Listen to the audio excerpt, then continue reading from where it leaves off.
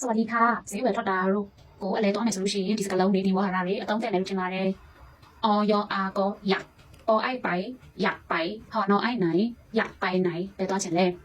။ခေါ်ခွိုင်းบีအိုင်မိုင်းမွန်ကတရ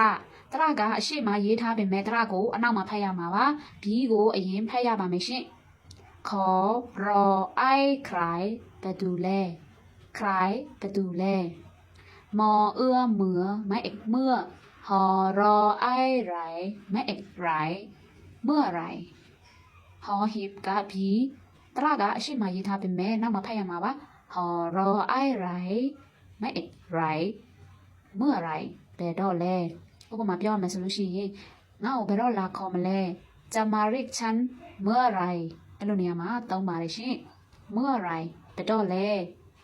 ออยอางอยังไม่เอกยังรอไอ้ไรยังไรဘယ်လိုလဲထိုင်းလူမျိုးကကြတော့ยังไงအဲ့လိုမျိုးလဲပြောလို့ရှိပါတယ်ရှင်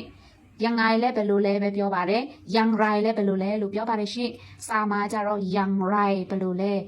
ကောอีกีไม่เอกกีต่ออ้วตัวกี่ตัวมาเป็นนักการလဲဘယ်နှထည်လဲအင်ဂျီဆိုလို့ရှိရင်เสื้อกี่ตัวအင်ဂျီဘယ်နှထည်လဲဥပမာကြက်ဘယ်နှကောင်လဲဆိုလို့ရှိရင်ไก่กี่ตัวကိုသုံးချင်တဲ့အသုံးနှုန်းပေါ်မှာမူတည်တယ်တရိတ်ဆန်ဆိုရင်တစ်ကောင်နှစ်ကောင်အင်ဂျီဆိုရင်တစ်ထည်နှစ်ထည်ဖြစ်ပါတယ်ရှင်